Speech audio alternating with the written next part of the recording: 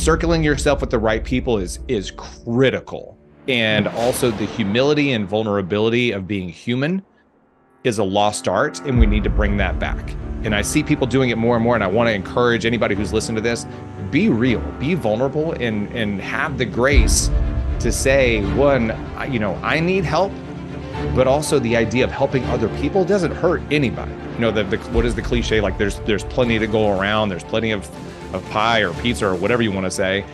There's plenty of it out there. So if you're going to go out and try to be cutthroat, good luck with the long-term success, because those of us that are actually supporting each other and being there for each other are going to make it through no matter what.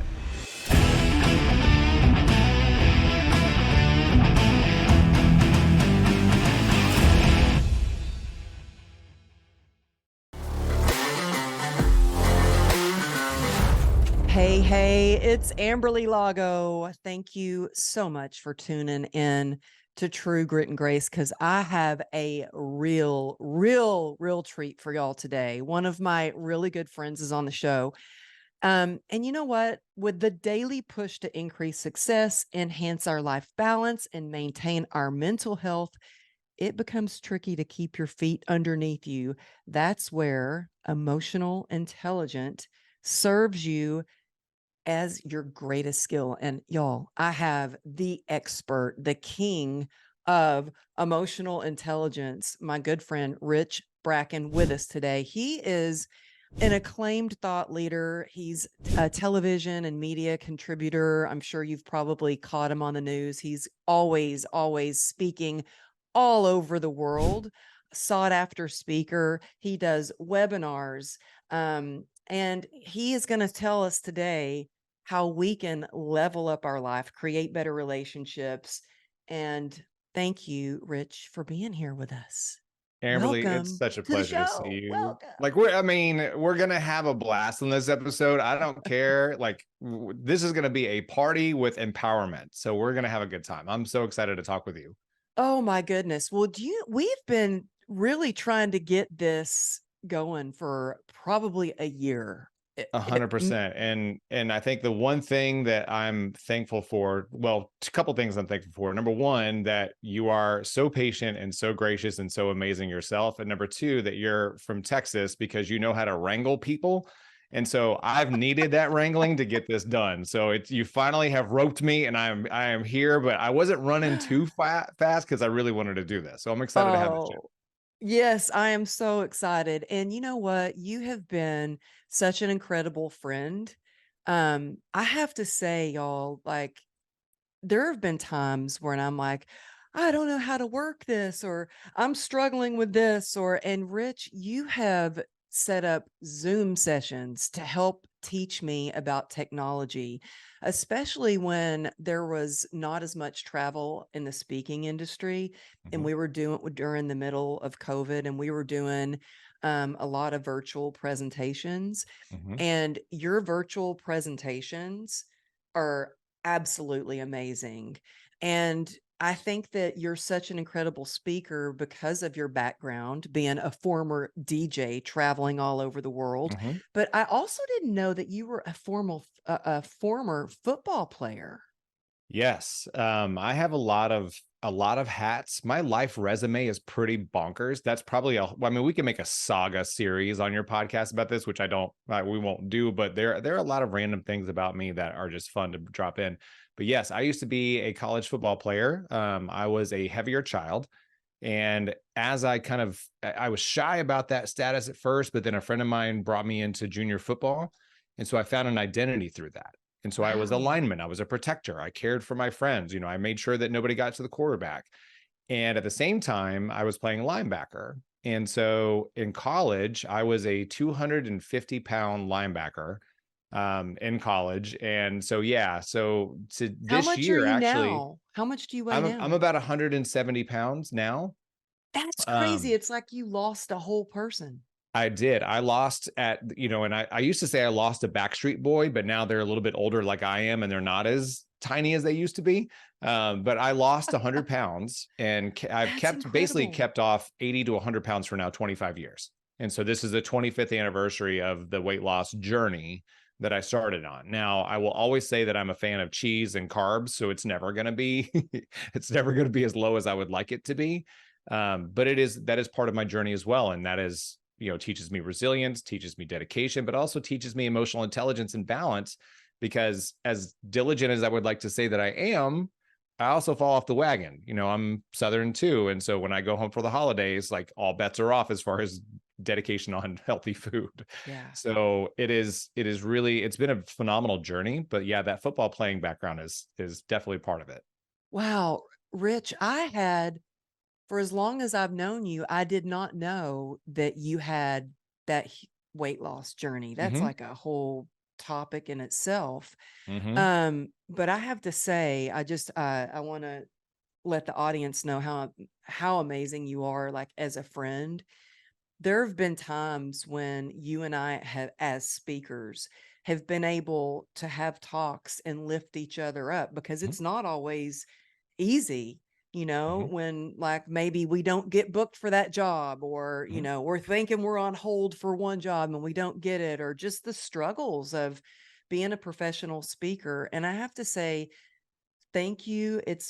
There have been times when you have talked to me and I've talked to you, and Mm-hmm. we've been able to kind of lift each other up Mm-hmm. and support each other.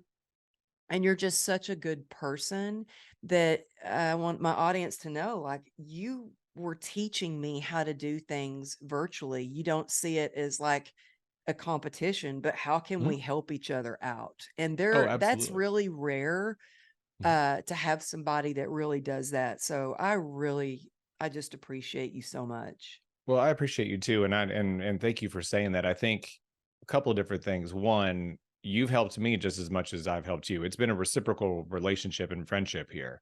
And I think too, what you said, to resonate with professional speakers, but really anybody in business, especially entrepreneurs, that it's a hard journey. A lot Mhm. of people, I think the people that I I love, but I also that kind of get to me a little bit, are the people that go out there and say, "This is perfect. I don't have any faults. There are no valleys here. Everything is amazing. We're clipping along." Yes, you want to share positivity, but even your podcast name, True Grit and Grace, like it's going to get tough. There are going to be lonely times. You are going to think that you're totally got this job or this client or this speaking gig locked in, and all of a sudden it falls out from underneath you, and then what?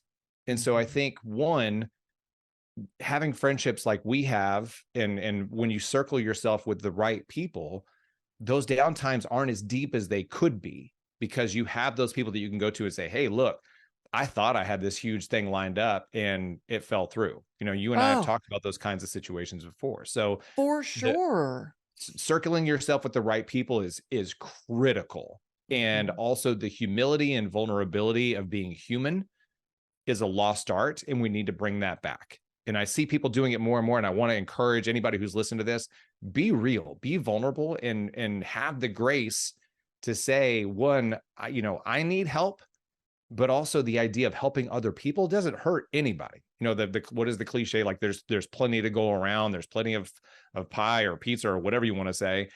There's plenty of it out there. So if you're going to go out and try to be cutthroat, good luck with the long-term success, because those of us that are actually supporting each other and being there for each other are going to make it through no matter what. Yes, you're so right. And you know what that made me think about is, I think being a professional dancer really helped me, because I Mm, was rejected, cut on a veil, then didn't get the job. I over and over and over, you get a ton of no's. And I always viewed that as, well, that's me one step closer to a yes. And mm-hmm, I remember the dance industry was very cutthroat. mm-hmm, And that just wasn't how I was. And I would piss people off, because I would walk into an audition and I looked at all the other dancers as, "Hey, that's my friend. That's my friend. Good luck mm-hmm. to you. Let's get this one." Right. And I was always happy and saying hi and wishing people good luck and break Mm-hmm, a leg. And mm-hmm. there were some women that would look at me like, "What is wrong with her? It's like, Why she's is trying to she?" pull something on me here. Yeah, Right. exactly. But you know Yeah. what? I think because I know for sure one job I got, a huge commercial that was for this Japanese company. Mhm. And there were billboards about it and everything. I think the reason I got the job is because I walked in, I was happy, I spoke a little bit of Japanese, and I made them laugh. And it was like so much about it is um just that energy, your Mhm. energy, and I'm like, oh my gosh, I lucked out on that, but I think that really makes a difference. How did you get so to become this expert on emotional intelligence? And first of Mhm. all, yes, it helps with our relationships. It helps Sure. it.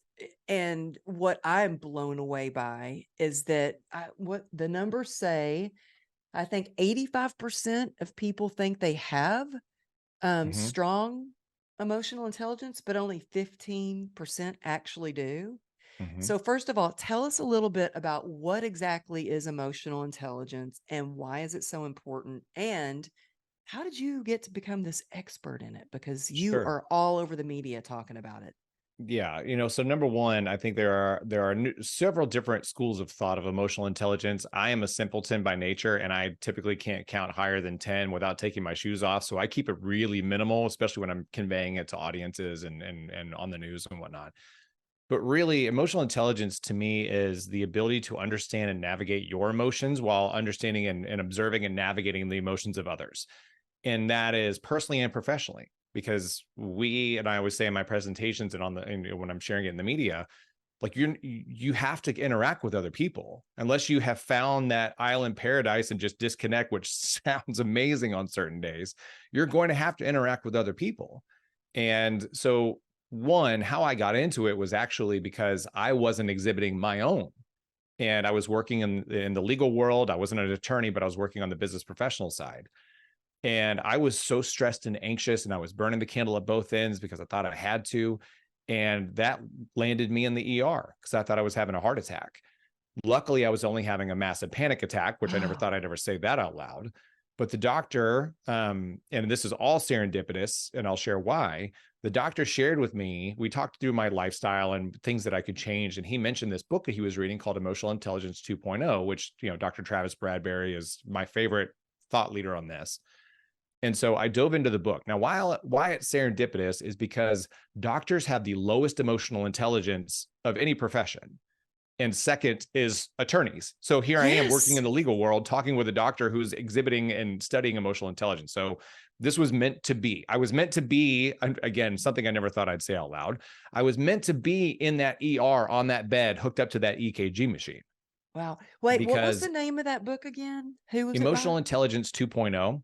And Dr. Travis Bradberry is a must follow. Again, this is me exhibiting like my affinity for other thought leaders and speakers and people.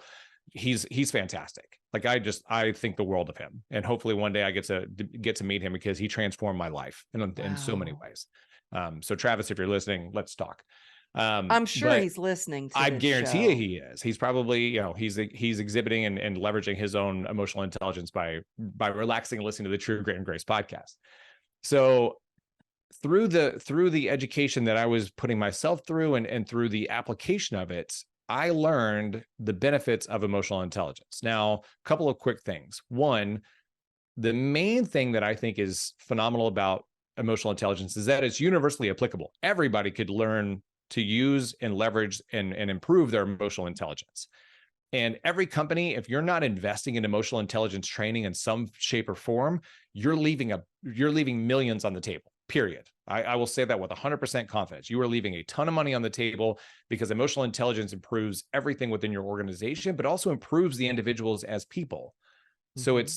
it's the high. I will have an argument all day long that it is one of the highest, if not the highest, ROI investments a company can make or an individual can make in themselves.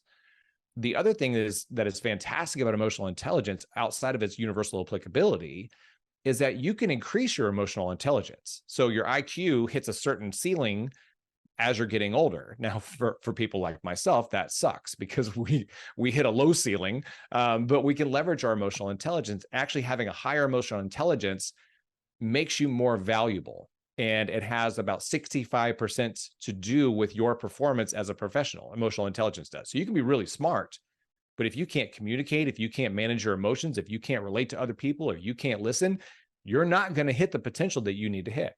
I totally agree. I totally agree. My Mm-hmm. husband and I talk a lot about this, about, you can be as smartest, book smart, but no common sense. He would see that a lot in his line of Mm-hmm. work when he was a police, or he was a lieutenant commander, Mm-hmm. that these guys would come in with PhDs, but Mm-hmm. have no emotional intelligence, or, no, their EQ and common sense. Mm-hmm. And it was like, I can't hand you a gun. You know what I Right. mean? I was thinking, I was thinking about my attorneys that I couldn't hand a marketing document to, much less hand somebody a gun that has low emotional intelligence. Yeah, it's That pretty makes total crazy. sense. Yep. Yeah. Well, I want to, how does someone increase their EQ? So there are a myriad of ways to increase your EQ. And I always say, one, the most of the ways that you can increase your emotional intelligence are fun and quick.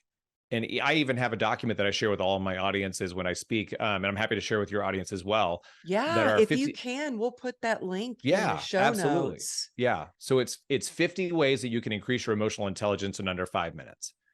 And all or most, if not all of them, are things that you're already doing. You just have to be more intentional and conscious about it, like getting more sleep.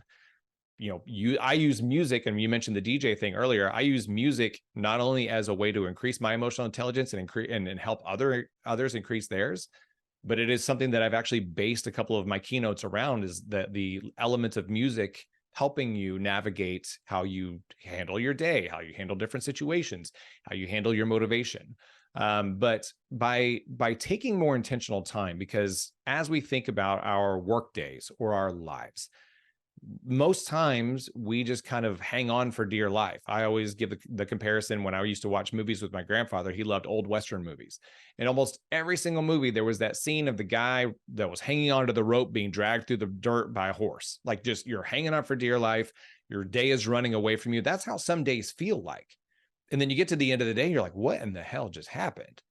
And by taking more intentional time, blocking, one of the things I talk about with organizations is stop having 30-minute meetings and stop having 60-minute meetings. Have 25-minute meetings or 20-minute meetings or 45-minute meetings, because when you don't block that time in between meetings, you're missing the ability to, get some water, take a deep breath, look at your notes from the meeting, figure out next action plans. And I always call it the adult passing period. Like, think about school. When we were in high school, if you went from math to history, you had 5 to 7 minutes to go change books, go to your locker, say hi to your friends, grab some water, hit the restroom, and go on to the next thing. As adults, we don't do that. We wear this badge of honor. Oh, look at my calendar. It's totally full. I have no time in between there. And it becomes problematic. So everything from time blocking to music to sleep to just being intentional. I use meditation all the time. So I'll share that document with your audience, but there are a ton of ways that you can increase your emotional intelligence. That's amazing. I love that you use music. Mm-hmm. And I love that also you work out and you post a lot on your social media about you working out and stuff like Mm-hmm. that. And I feel a difference when there are days where I will have a pretty full schedule, but like Mm-hmm. my coaching clients for my mastermind, they're Mm-hmm. 45-minute coaching calls, not an Mm-hmm. hour, but 45 minutes. Love that. And I now take a little break in between each Zoom, because I noticed it was like sucking the life out of me when I was just online Right. all day long. And so I take breaks, and I will take a break. Like, I have a break right after this, and I'm going to the gym. I listen to music, and I feel like, oh, I'm home, Mm-hmm. like moving your body moves your mood. Yeah. I'm trying to get better about that whole meditation. I'm not great at that. So Hmm? I've downloaded the Calm app, Oh, the and Calm app is a lifesaver. It's one of my I favorite. love that. Mm-hmm. Yeah. Yeah. And And, there and there've been times I've been anxious, and that has saved me. mm-hmm. I love that you've been intentional about doing that. because most people will say, well, I need to get better, but they don't do anything about it. So the fact that you've acknowledged that this is improvement or an opportunity to improve, and you've done something about it and taken a step in that direction, all kudos to you on that. The other thing, because I will say that I have problems with meditation is probably one of the number one things I hear from people when I start recommending different ways that I leverage my emotional intelligence or increase my emotional intelligence. And I will say this, another one of my favorite apps or ways that I stay engaged is Peloton. You know, I post all the time about my Peloton workouts, my rides, and everything else. There was a meditation. So they have a meditation, like classes for meditation in different moods and things like that. One of the game changers for me was, and I'm struggling to remember on the spot who it was that did this, and I'll probably remember it, and I'll message them and they'll be mad at me. But there is a quick meditation that you can do at any given time during the day. We'll say maybe 1.5 minutes total. And it really, what it is taking the time just to sit still and say, how am I? But you say it 3 times in 3 different ways. How am I mentally? How am I physically? And how am I emotionally? And just that quick check-in with yourself. Do it in the morning, do it in the middle of the morning, do it at lunchtime, do it at the end of the day, do it whenever. Because when you do that, when we stop and realize how we're actually feeling in those 3 ways, we can realize that we are maybe feeling a little bit vulnerable emotionally, or maybe we're not feeling our best physically because we haven't worked out or haven't gone to the gym or haven't gone for a walk or aren't eating as healthy as we should. That check-in gives you a foundation of opportunity to find ways to change and improve throughout the day. So and for those that struggle with meditation, start with that. How am I physically? How am I mentally? How am I emotionally? And be honest and vulnerable with yourself, and you will find it's some way to improve. I do it every single day. Oh, that's so important. And that's something I did not used to do at all. Like I was like the queen of suck it up, and you just keep pushing. It doesn't matter that, your toes are bleeding in your point shoes or and I've learned to really check in, but I need to that inspired me to get better and being more intentional about it. And you inspired me to get my Peloton subscription going again, because I got a Peloton when all the gyms were closed in LA. I mean, there was nothing open. They even closed our trails, so you couldn't go hiking. It was crazy. They shut everything down. And so we finally got our Peloton, and my husband and I were both on that bike every day. Well, then as soon as the gyms opened up, it's kind of gathering dust, and I need to get back on it. So you've inspired me to do that. So thank you for that. Of course. Because that's amazing. And the music, I wanted to go back to something you said about you've started incorporated like how music can increase your EQ.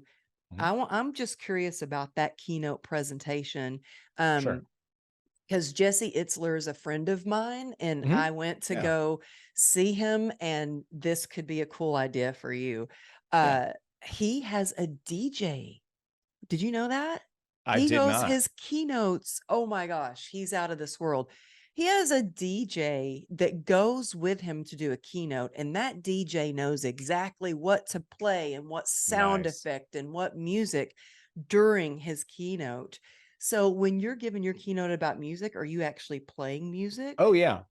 So one, Jesse, I would love to hear more about that. So again, I love that idea, because 2, DJs have a big impact on anything. If you think about going to a club or an event or whatever, and if a DJ knows to play the right song at the right time, that makes or breaks the day or the evening or whatever the event is.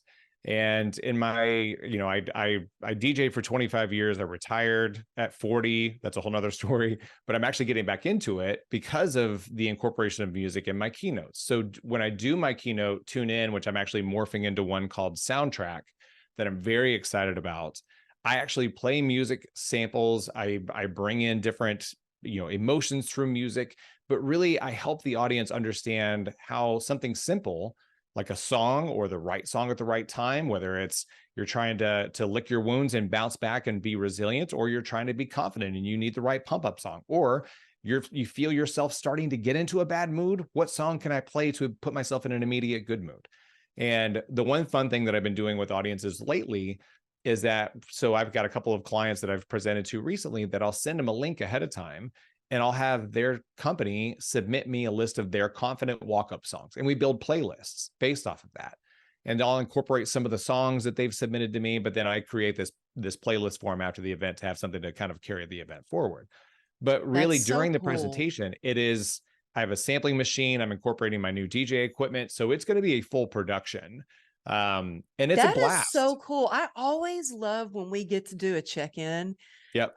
Because I always want to know the latest stuff, that because you work on some cool stuff and you always have the latest and greatest with like technology. Mm-hmm. And I just did this event here in Dallas, and it was I was their keynote speaker. It was a tech company. Mm-hmm. And I always like to get there early and kind of get a feel for the energy of the audience. And everybody was so serious, and the energy was so low. It was like, oh Yeah. my gosh, I need to shake these people up. Mm-hmm. And so I went to the AV and I was like, hey, can you give me some walk-on music?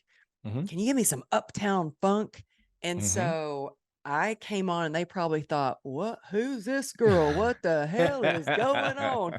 But I came out on stage with Uptown Funk and was dancing around and got the energy up. But it does, Right. it just changes. And I noticed Trent Shelton is a good friend of mine. I love Mm-hmm. him. He is such a good person. And um, we've shared the stage at a lot of events, Mm-hmm. and he started incorporating music in his keynote. Mm-hmm. And I'm like, gosh, I would love to do that. But Yep. Rich knows how technology, I'm still learning. I'm Mm-hmm. very much And still hey, if learning. Amberly does a keynote and has DJ Rich in the, I mean, I'm just saying. I'm just saying. Oh my gosh. I'm just Okay, saying. we have got to talk about my next event. Y'all It's heard it here April 20th. first. The evolution of Amberly's musical keynote happened right here on the True Grit and Grace podcast. Oh my goodness, Rich. I'm not even kidding. My next event called Unstoppable Success Summit, 2024. It's at the Mm-hmm. Renaissance in Dallas, April 20th. I know, 420. I was kind of like, what, that day Hey, we can play symbolizes some something, Cypress right? Hill and some 311 and some Sublime and whatever. We can, hey, see, and that's what DJs do. We hear a mood, we immediately know what to play. Modest Yahoo, I'm in. Like whatever we need to do to bring in that vibe. But Okay, that's what a good Rich, DJ does. I'm gonna have to. I need you at this event. You wouldn't believe the things that I'm planning. I can't. I don't Mm-hmm. want to say it all but I'm leveling up this event. Mm-hmm. So yeah, it's gonna be epic. There's gonna be gospel. There's gonna be dancing. Seriously, I'm so Only excited. you, my dear, can pull off a gospel music infused presentation or event on 420. I mean, that's just the power that you have. That's why I love you so much, because you're like, you know what? It's on 420, but I got gospel because it's all about the mood. It's all about the energy. We do what we can. That's right. I was like, well, that's right. That's what that was the date I'm that here the for it. hotel had I'm here opening. for it. So yes, I am so excited. Super, super excited. Okay, Love but it. let's get back to your amazingness with what you do. And y'all, this is why I love talking to Rich, because I always learn something. We always brainstorm Oh yeah. and and we were going to do this interview in person. And I know the in-person thing will happen for sure by April 20th, but Yes, it will. you talk a lot about self-care and the Mm-hmm. importance of self-care. You Mm-hmm. talk a lot about personal setting boundaries, healthy Yes. boundaries. And y'all Yes. have to check out his YouTube, because he's on the news all the time as the expert on all these, not just the EQ, but boundaries and self-care Mm-hmm. and balance and how to level up. He's the expert that they call in to come share on these topics. Mm-hmm. And so that's one thing that is sometimes has been hard for me, is Mm-hmm. self-care and setting boundaries. I'm getting a little Right. better about that, but when we think of self-care, a lot of times people think of, oh, going to the spa or getting a pedicure. Mm-hmm. Tell us some ways that that people, especially entrepreneurs, Mhm. can incorporate self-care so they don't burn out, so they can Sure. continue to be resilient. Yeah, and I'll combine two things in one here. So exercising and staying strong on your boundaries is self-care. So if we think about, especially just because as people, we are people pleasers. We don't want to say no. We don't want to be that person. We're afraid to put up boundaries because we don't want to offend anybody, because we want to be available all the time. We feel like we have to be, especially as entrepreneurs or public figures. And at a certain point, you can't give anymore. It's just Yeah. not possible. Your time, your Well, energy, your I think emotion. that's why I got sick, Rich. And I told you before we started recording, this is Hmm. week 3 of me being sick and Hmm. having I kind of thought, am I ever gonna feel better? Oh my Right. gosh. Well, and two, one, I appreciate the idea that you are always out there. You're always putting yourself out there. You're always engaging. You're always connecting. You're pouring. You're pouring. You're pouring. But at some point, you also have to fill, Mhm. because the old cliche, you can't pour from an empty cup. And so I will say that as much as I'm of the same mindset, I used to get to a point too where I would burn out. I would just become exhausted. I would not be at my best. Mentally, I couldn't create ideas as great as I could. And I'm still Yeah. working on it. I'm not going to say that I'm there perfectly, because none of us are perfect. Let's be honest. But I also think I learned quickly to listen to myself, and self-care also is in that form. Just saying, like, what do I need? Going back to the thing I mentioned earlier about checking in with yourself mentally, Mhm. emotionally, and physically. If you get to a point where you say, yeah, I know I need to do this thing, or I gotta do this content, or I gotta do this, but I'm exhausted, you're not paying attention to yourself. And yeah, somebody will, you mentioned like suck it up earlier. People will say, well, if I just power through. Well, yeah, at the same time, like, you need to also understand that that's a warning sign. Something's about to go wrong, or something's about to go down a path. So would you rather pause and say, look, I need to like kind of circle in for one night. I need to go to bed early. I need to exercise a little bit more. I need to go take a sauna, or whatever you need to do to take care of yourself. Because if you don't take that few minutes to implement self-care, you may, and I'm not trying to pick on you here, but you may wind up in a situation where you're spending days or weeks trying to recuperate. And maybe Oh, you're yeah. never catching up. Maybe you're running up that quicksand hill of health and focus and self-care all day long. Now's the time to say, look, I need to pay better attention to myself. And there will always be opportunities. There will always be clients. There will always be content to create. There will always be posts. But there won't always be you if you don't take care of yourself in the right way. And I don't mean this in like a morbid sense, but you can't Oh, be at your no, you're best self right if you're not though. taking care of yourself. You're right. It's like our health is the most important thing. And I had a friend of Absolutely. mine tell me once, because I love the grit. I love to go. Hmm. I love Hmm. the hustle. And I've had Hmm. to learn more about the grace and giving myself grace. And Hmm. I had a good friend of mine say, and this really hit me. She said, your impact is only as strong as you are healthy, because she could see I was burning the wick from both ends. I Hmm. kept having, getting in the ER. And so I've had to do things like my phone just alerted me. My Aura ring will Hmm. alert me to it's time to get up and move your legs. It Right. monitors my sleep. Hmm. But I think so much of what you've shared is such a big reminder for me to check in Hmm. more and Oh to yeah. yeah, but it And I- is and I- and hard I when I'm an overcoming people pleaser and I oh just yeah. want I I want to help and I want to do and I want to go. Um so I think this is a reminder for everybody listening to check in with yourself. Yeah. And I don't have one of those rings, so I don't know if they have the ability to check on your anxiety.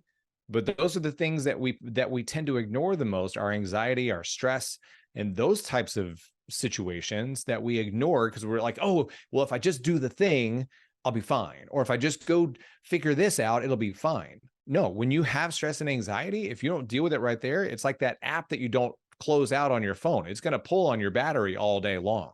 That Oh, well, stress, you that know what? anxiety. Yeah. It does. Yep. It alerts you.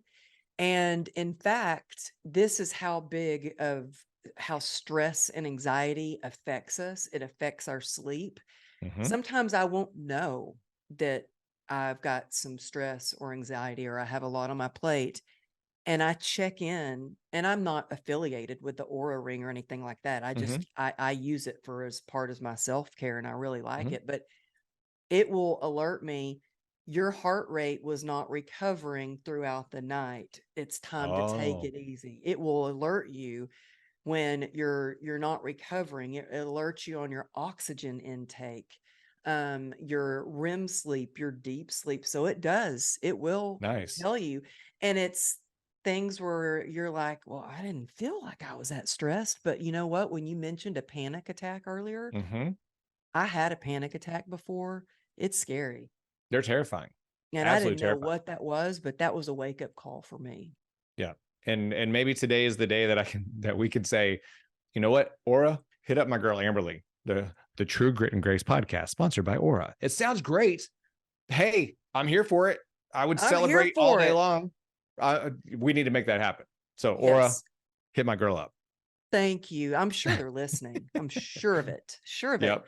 Well, 100%. We will and make sure they get it. you, I just saw, I'd seen on your social media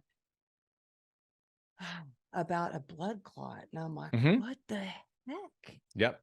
I have been traveling so much and not been on social media as much other than to just kind of post and go, which I know is bad. I used to spend hours on social media, but Hmm. I just caught up with yours and saw that. And I was like, oh my goodness, I am Yep. so sorry. I had no idea.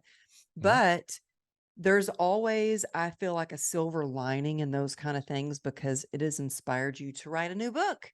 It But what has. happened with this blood clot? Yeah. So welcome to life, right? So all the things we've been talking about, right? So emotional intelligence, taking care of my physical health, Peloton, my meditation, the whole nine yards.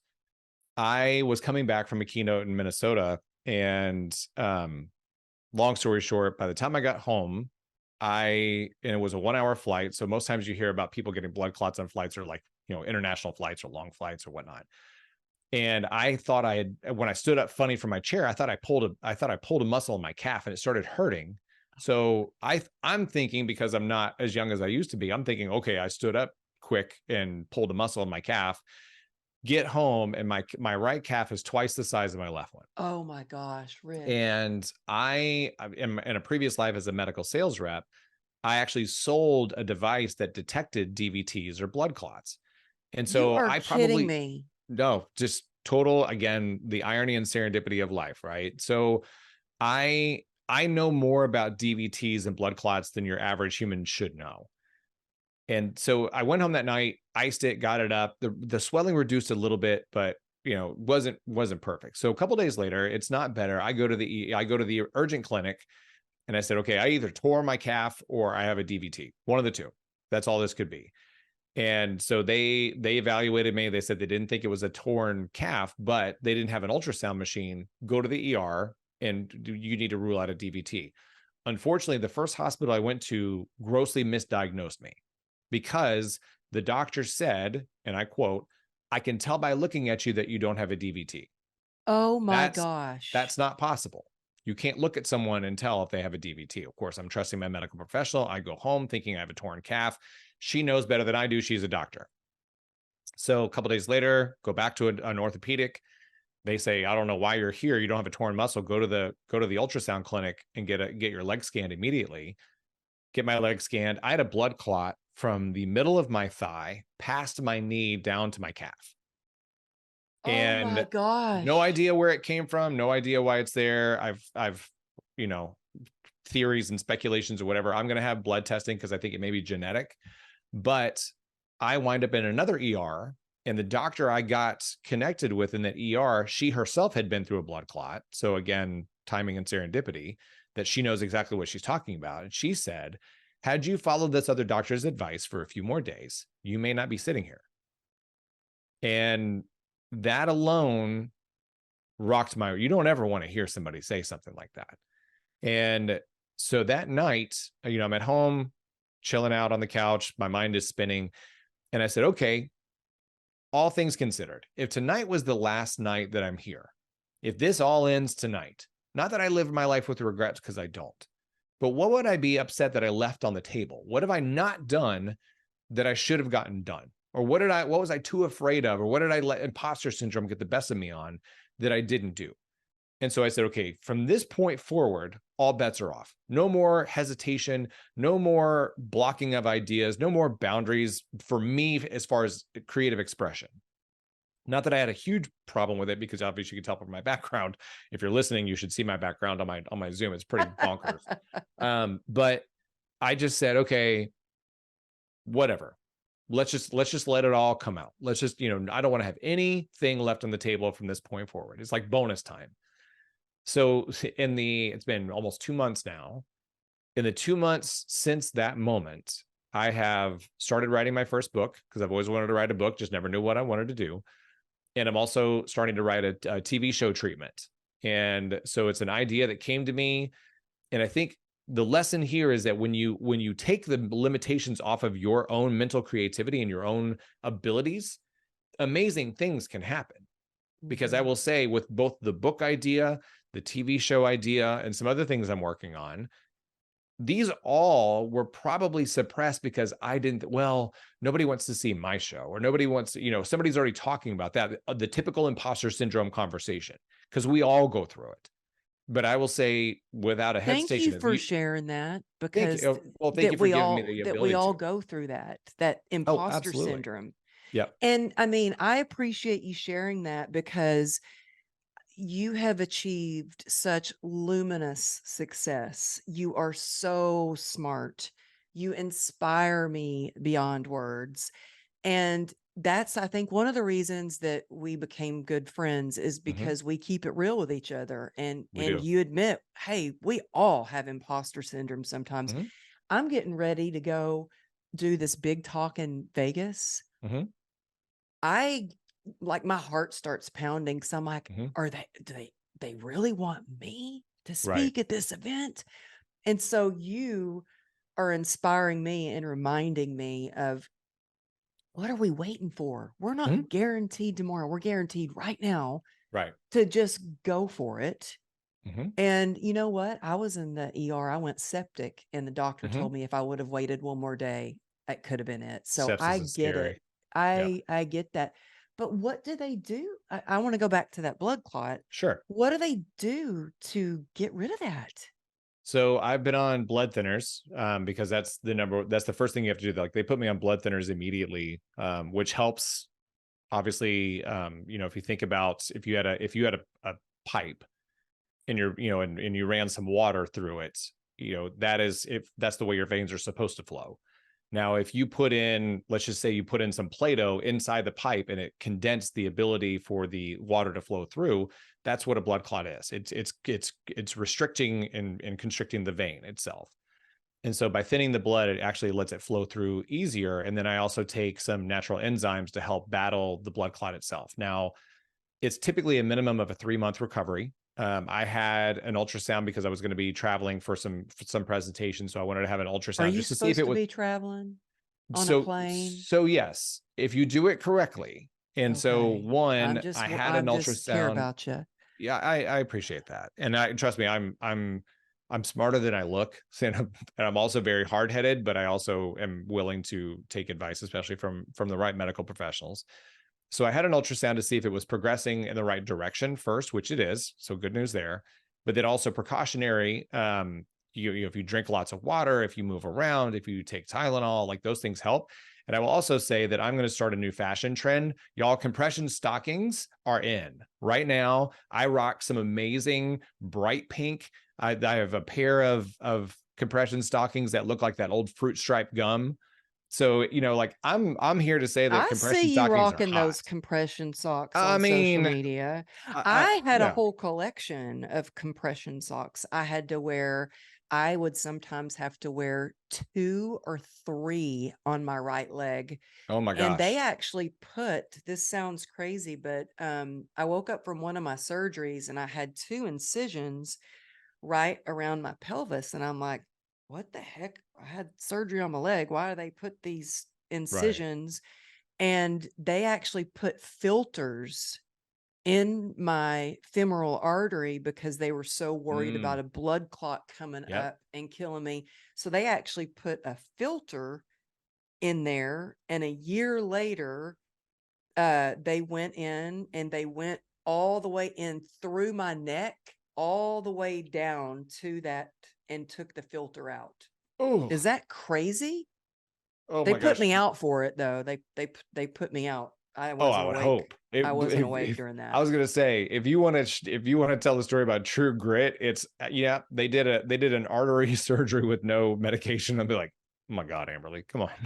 Well, they've done some pretty I, crazy stuff. I had one I know. surgery on my foot, Mm-hmm. not to get off topic too much, but I had been put under anesthesia so many times, that the number of times I've been put under anesthesia is the 34 surgeries I even count. But there was one surgery that I don't even count, that I went into the doctor's office and the CRPS had made my toes were like, you couldn't move them and they were stuck in a certain position. And Oh, so I said, I do not want to be put under for this surgery. He goes, okay. So he just deadened the area, made incisions right in front of me, and then released those toes.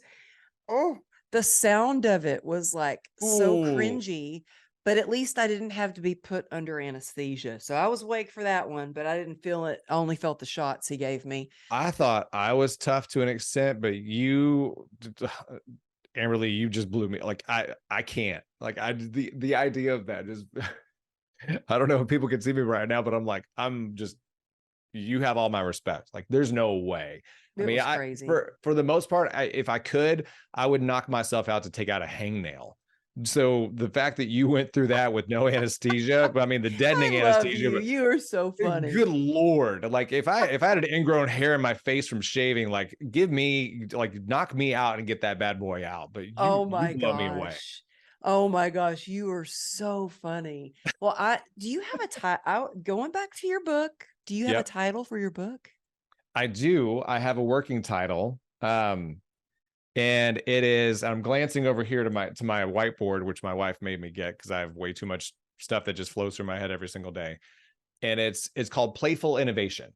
And so the concept is how companies and individuals can use creative and fun exercises and activities to foster innovation.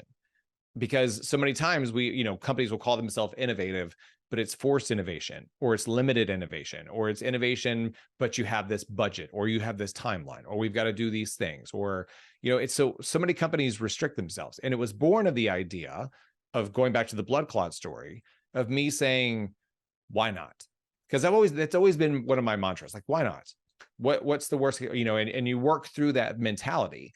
So by limiting ourselves and going the route of saying, well, I want to be innovative, or I want to be creative, or I want to come up with this new idea, but I'm limited on time, I'm limited on budget, I'm limited on all these different things, you immediately are condensing the opportunity. So if you just say, what if, with no boundaries, and I've spoken with a couple of companies about this. If you just said what if with no boundaries, even if you came up with an idea that was $100 million marketing idea and you don't have $100 million in your marketing budget, you now have something that you have on the shelf or on the radar that maybe you work to. And maybe 110 is a bit exaggerated, maybe a $1 million marketing idea. But if you said, okay, I have $1 million marketing idea that I know would be gigantic, how do I get to a point where I build my business to have $1 million marketing budget to do so? Mm-hmm. And it's all of the theory of reverse engineering your goals, but that innovation through creativity and the why not theory is everything, because you never know what you're going to uncover. And so even like this TV show idea was me just saying, let me just throw all of my ideas onto one page with no hesitation, no reservation, just slap it all up there. What are the things I'm passionate about? What stories do I like to tell? All these different things. And there it was. And literally, in probably about a 2-hour time period, I went from having no concept of a TV show whatsoever to having a concept of a TV show so strong that it is my number one priority that I want to get done in the next year. Oh my gosh, I can't wait for that. Oh, it will be. And two, like I thought to myself when I got the idea kind of mapped out, I said, would I watch this show? And I said, I would not miss this show. Oh It's my that goodness. fun of an idea. Wow. That is Sponsored by amazing. Aura. Yes, yes, we're putting it Right? out there. We're we're Well, we're we're leveraging Aura's marketing budget right now as we talk about it. yes, well, really, Never I am know. always every time I get to talk with you, like always so inspired. If y'all are if you're listening to this, you should head over to YouTube so you can just see his background. I have that same book, that TED book, by the way. Mm-hmm. But I love your background. It's, as you know, like one of my favorite colors. That blue is Mm-hmm. beautiful. And the paintings that you did, Mm-hmm. and the football helmets and the trophy. I did Mm-hmm. not know that you were, is that your trophy? It is. I am not a professional dancer, but I can say that I am an award-winning one. So for those of you listening and not watching, I am pointing out a dancing trophy that is on my desk in my background, or my bookshelf in my background. I was actually one of 3 national game show appearances that I have. So I was on a show on ESPN years ago called I'd Do Anything, and it was basically a sports version of Fear Factor. So you have to Oh, participate in stunts. You don't know what the stunts are until right before you do it. There are some phenomenal. I mean, the video footage itself from the show is phenomenal. We were taken to Las Vegas, not told what we were doing there, and we were told at the very last second, hey, by the way, you're going to be dancing in front of 1,000 people at the Nevada Ballroom Dancing Competition. And here you go. Here's your dance instructor who is going to work with you to not only teach you tango and salsa, but you have to create an original dance routine with this instructor to perform in front of said 1,000 people. oh So we my had, I think it was gosh. 3 hours to come up with a dance routine with this instructor. Bonus, I was wearing a pair of tights in a satin mariachi shirt. Oh So my let goodness. I that am going to either find that. oh, I will send it to you. I am that proud of. I, There is a picture of I've me got right to before see we walked this. out. That is a gem. That is one of my How favorite long pictures. ago was this? Um, I think it was like 2004.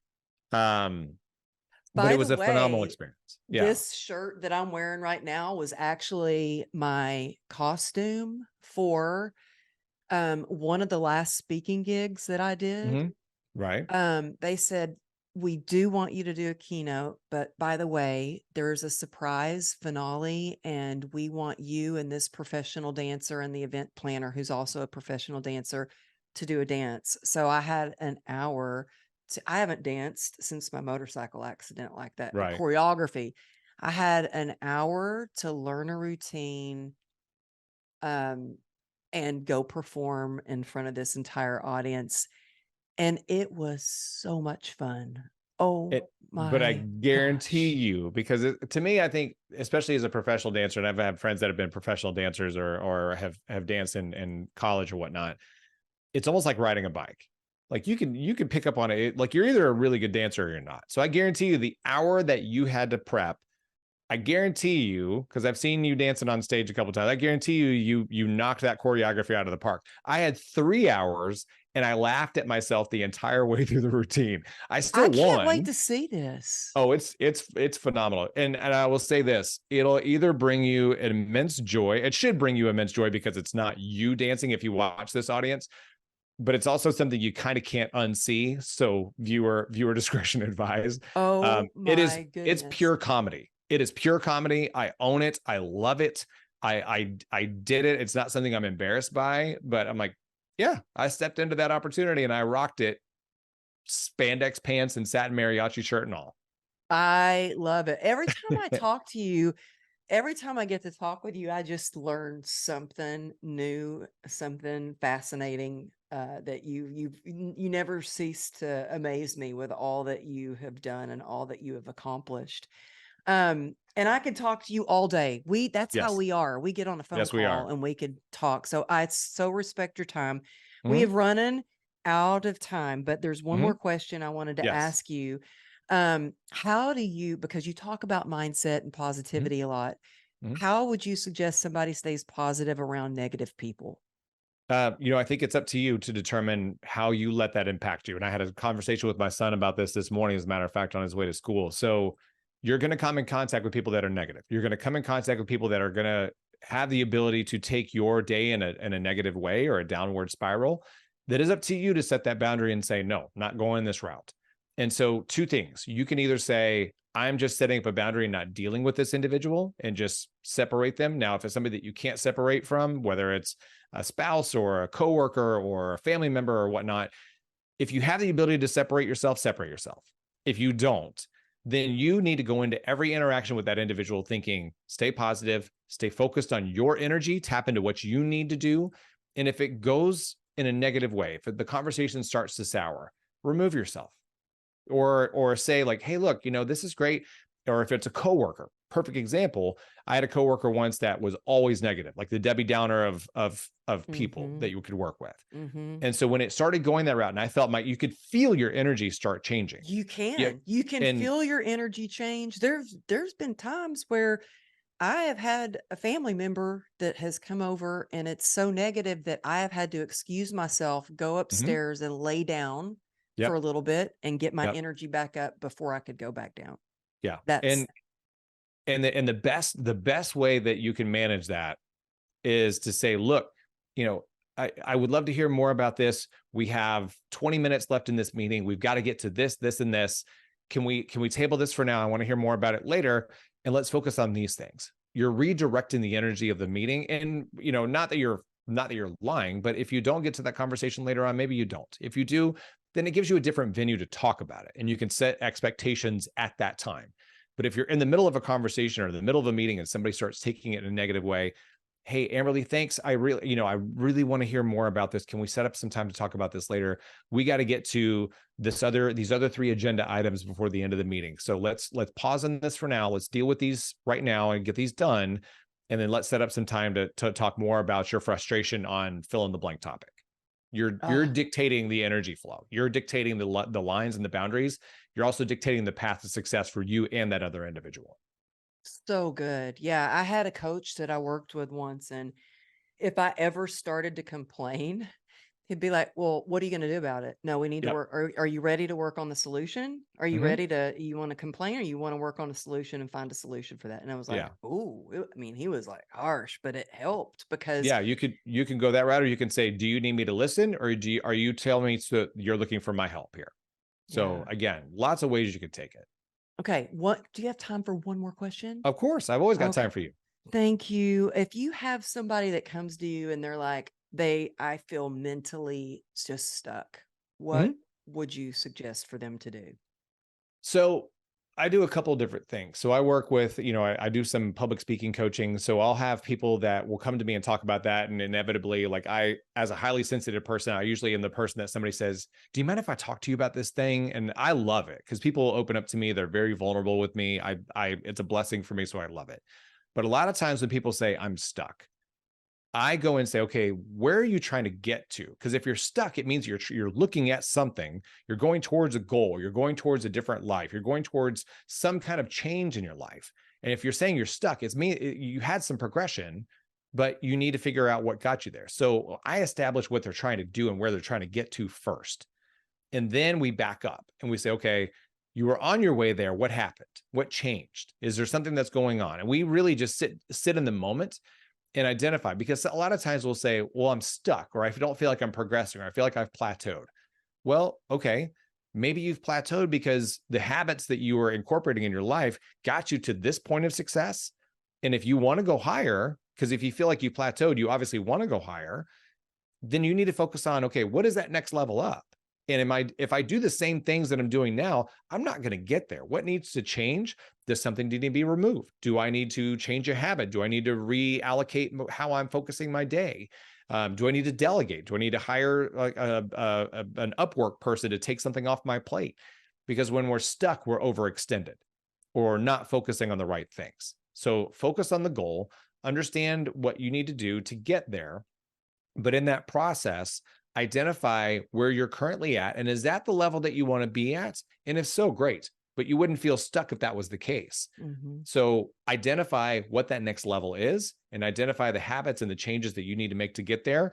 And then it's up to you to make the action happen. You only stay stuck if you want to. Anybody can get unstuck. I agree. And I'm so glad you brought up about the habits, because I think deep down, we all know, if we're really radically honest with ourselves, what are the things that we need to let go of and what are the things we need to start incorporating. Yeah. So that was I love awesome. radical honesty is my new favorite phrase. Radical on it. Like I couldn't agree with you more, because we get to a point where we're like, well, I don't know, I'm stuck. I feel like I'm plateaued, but I'm like, but you're also spending an hour and a half scrolling social media collectively throughout the entire day. You don't have to eliminate it, but cut it back. And then, let's say you get an hour back out of your day. What can you do in that hour? Yeah. You could do a ton of stuff in an hour. Oh, for sure. Yep. For sure. Yeah. So good. Okay. Where are people going to be able to find, number one, that dancing video? Number two, like how to book you, as I know you are so in demand as a speaker, like constantly traveling, going all over the place, doing your virtual events, which I've seen an example of, and I'm so impressed. And your website is gorgeous. Thank you. It is. Thank you. It is phenomenal. Thank you. And there's so much on there too. Like if y'all just go to, so tell us your website and the best way for people to get a hold of you and book you as a speaker or a coach. And I know you do a lot of webinars too. Yes. Yeah. Everything is at richbracken.com, which I'll share the link with you to make sure that people can get to me. And yeah, so richbracken.com's got everything, linked to my Spotify, linked to my YouTube, linked to all my speaking resources, other videos, news appearances, booking information. What's great now is that I'm offering keynote speeches, workshops as follow-ups, but I'm also doing a lot of MC hosting for conferences and events. And then also the DJ thing has come back. So now I call myself a triple threat category of one. Like I don't know anybody else that's offering those three services. So I've had clients, it's amazing. I've had clients come to me and start mixing and matching, where they're booking me for a keynote, but they're also having me host the event.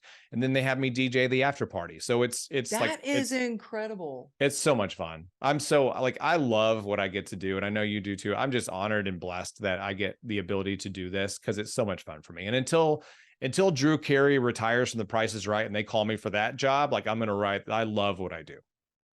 Well, I want to have you at the Renaissance in Dallas, April 20th. Oh, that's already happening. I've already I booked it on my calendar while we were talking. 4/20, I'm there. Oh my gosh. Thank you so much. You guys, if you are listening, and you're out for a run or you're driving, don't worry. You can find all the links to richbracken.com in the show notes. You'll get all that information. I just appreciate you so much as a friend, your time so much, sharing all your wisdom and fun facts here on True Grit and Grace. So thank you for being here with us today. Thank you for having me. I appreciate it. Oh, I appreciate you so much. And thanks so much for tuning in and listening in. I appreciate y'all downloading this episode, subscribing so you don't miss the next episode. And until next time, thank you again.